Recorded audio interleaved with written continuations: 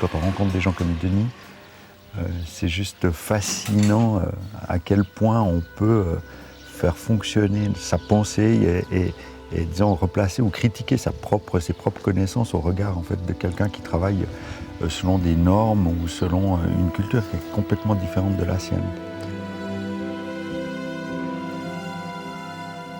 Le but, c'est d'amener une représentation la plus juste possible, subjectivement possible évidemment, du moment, de l'instant donné, de ce qu'on connaît du système solaire, mais aussi de ce qui est possible de représenter mécaniquement. Mais je pense que toutes les grandes découvertes technologiques, elles sont le fruit à 50% de gratuité absolue et de 50% de nécessité, quoi, tu vois. Elles naissent à un moment où tout d'un coup, elles représentent une potentialité, quoi. Mais s'il n'y a pas du rêve, s'il n'y a pas des gens qui bossent gratuitement, quoi, qui créent, tu vois, c'est vraiment le processus artistique de création, eh ben, ces réalisations-là ne se font jamais.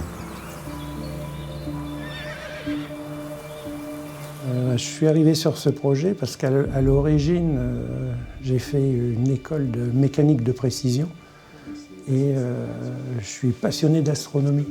Donc à un moment, je me suis dit, il faudrait que j'associe les deux, l'astronomie et la mécanique de précision. Donc, ce que j'ai fait, c'est que j'ai écrit à plusieurs sociétés en Suisse, dont de Béthune. Et je suis tombé sur Denis Flageolet qui m'a dit bah, « moi, ça m'intéresse ». Et en fait, il s'est lancé dans la réalisation. Et quand je suis arrivé là, j'ai découvert un premier prototype qui est déjà assez complet, et qui est superbe. Lui, ce qui l'anime, c'est l'ensemble de ce processus qui est en fait le rapport de l'humanité à la technologie. Donc, ce que j'ai fait un programme informatique qui permet de faire ces calculs-là en faisant toutes les itérations possibles et en recherchant la plus faible erreur. Et comme ça, je calcule des trains d'engrenage que Denis peut fabriquer maintenant avec ses machines-outils. L'échelle de temps est parfaitement réalisée. C'est pour ça d'ailleurs qu'on parle de la précession des équinoxes et qu'on dit même sur 26 000 ans, on est dans cette échelle-là de temps. Mais qu'est-ce qui l'anime, ce gars, quoi? Pourquoi? C'est quoi le feu, quoi, tu vois? C'est qui l'allume? Puis c'est quoi le carburant? Moi, je me pose sans arrêt cette question quand je vois Denis.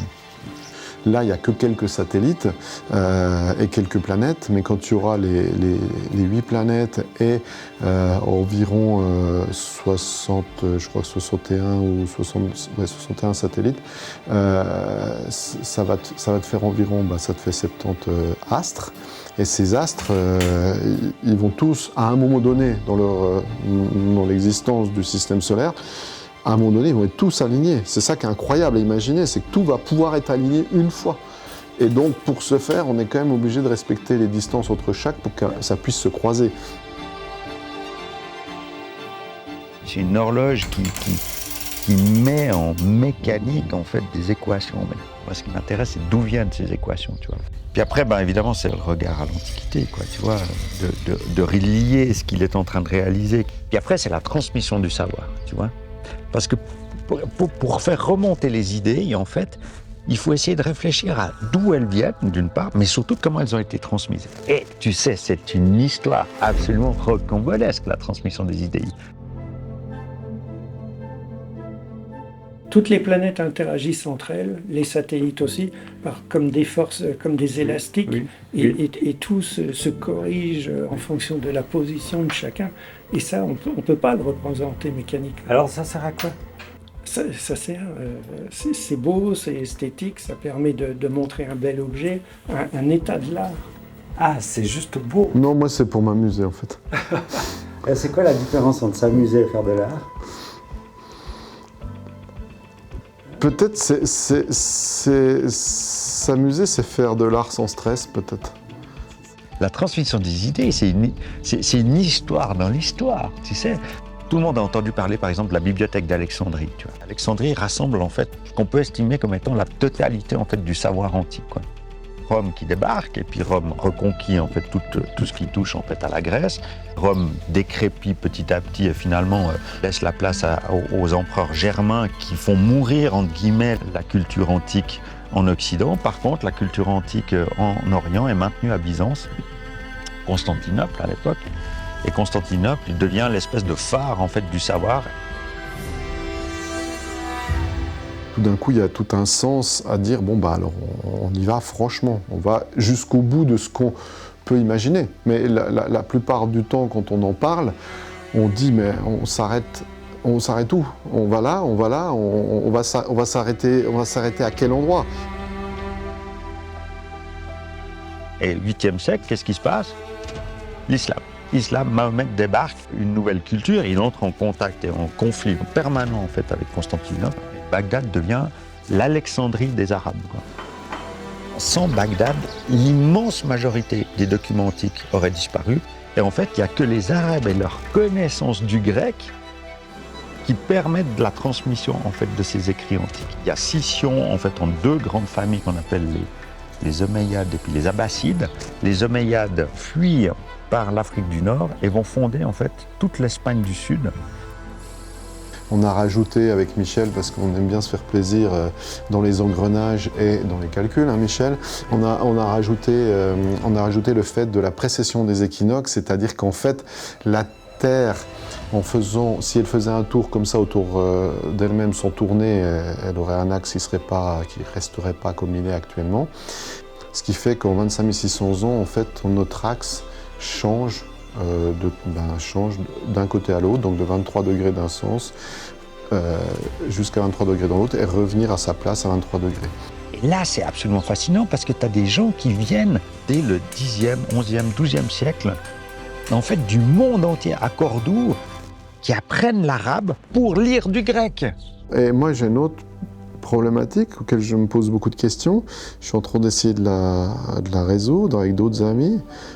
C'est comment je vais représenter la Terre.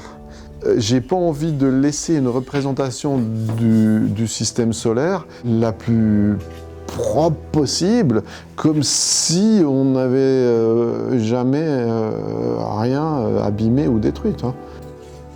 Venise devient un haut lieu en fait, d'impression scientifique et puis très libérale. Venise, c'est quoi? Venise, c'est le Quattrocento, c'est en fait la Renaissance. Et là, il y a les idées, tu vois, de l'Antiquité, retravaillées par les Arabes, retravaillées par le christianisme, qui réémergent. Et tout d'un coup, tu as des gens comme Galilée qui sortent, quoi, tu vois. Tout ça, c'est 2500 ans de réflexion. Je te parle même pas des Chinois ou des gens encore avant les Grecs. C'est le conte des 1001 nuits, quoi, tu vois. Et quand t'as Denis qui crée une pièce où il y a des planètes qui circulent, si tu penses pas à cette histoire-là, quoi, si tu penses pas au rêve que ça qui a germé dans la tête de certaines personnes à des époques et dans des cultures aussi différentes que la culture grecque, la culture arabe ou les juifs ou les chrétiens d'Occident, quoi. Mais tu perds complètement la portée de cet objet-là, quoi, tu vois, et de ce qu'il signifie, de ce qu'il raconte de nous. Pour moi, c'est un besoin à l'heure actuelle vital de réaliser une pièce où j'ai dedans toutes les techniques et tous les matériaux du savoir-faire de mon art, de mon métier, donc de mon état de l'art, dans une seule pièce. Je sais pas pourquoi, j'ai envie de ça. Et puis ça m'amuse. On voit bien, le monde est aussi fait d'émotions, quoi. Et en fait, on ne peut pas tous les enfermer en fait, dans un univers scientifique et mental. Il y a un moment donné où il faut aller un stade plus loin ou constater qu'en fait, la rationalité ou la science bute ou, disons, se heurte à un mur qui est celui de l'émotion, quoi. C'est un processus d'aller-retour permanente, la rationalité, c'est-à-dire la capacité à analyser ses émotions et la capacité à les faire naître, quoi, c'est-à-dire à leur laisser un espace. Et je pense que cette relation permanente entre les deux, c'est ce qui fait l'homme, c'est ce qui fait son équilibre, c'est ce qui fait qu'il est en harmonie, tu vois. Il sonne, tu sais, l'harmonie, c'est très musical comme ça. Tu sais, musicales, hein. C'est les muses, tu sais, les muses, c'est pas n'importe quoi. Encore les Grecs, tu vois. Les muses, c'est ce qui inspire, tu vois. Et bien l'harmonie, c'est la façon de vibrer au monde de manière inspirée.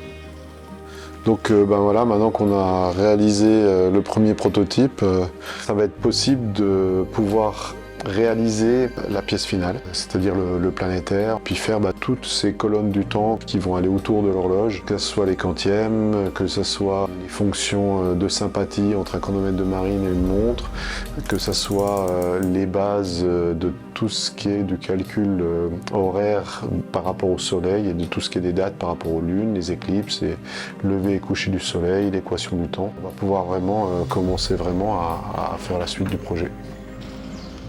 Et je crois que c'est ce qu'on devrait tous rechercher, quoi. C'est ça, cette vibration, tu vois.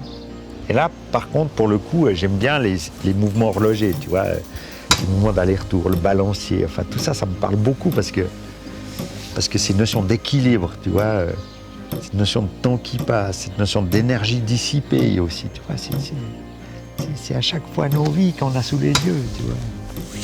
Tu dis ça à Denis, il éclate de rire, quoi. Mais au fond, je crois qu'on est absolument dans ces formes-là. Il faut juste raconter des histoires.